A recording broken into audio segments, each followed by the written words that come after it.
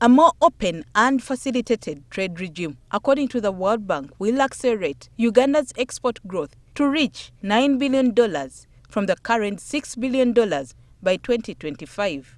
This was part of the presentation of the World Bank Economic Update for 2022. Estimates that in Africa, incomes could rise by up to $450 billion US, lifting 30 million people out of poverty as exports, especially intra-region, so that is within the free continental trade area, jump up by about 29% by 2035.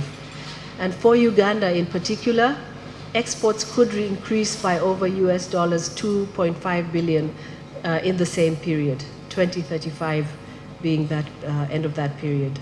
According to analysts, the solutions to these problems exist and government has to commit but also act. For instance, infrastructure to newly quoted markets like DRC, South and North Sudan, among others. Participate more effectively, Uganda and her neighbors will need to overcome many of the hurdles that have long weakened the effectiveness of existing trade agreements.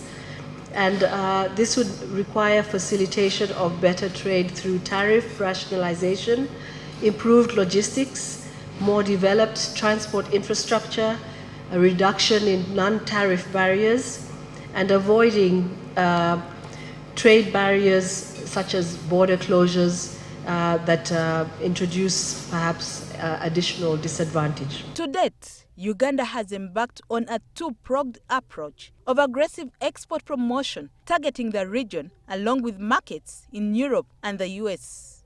Racheal Nabisubi, NTV Business.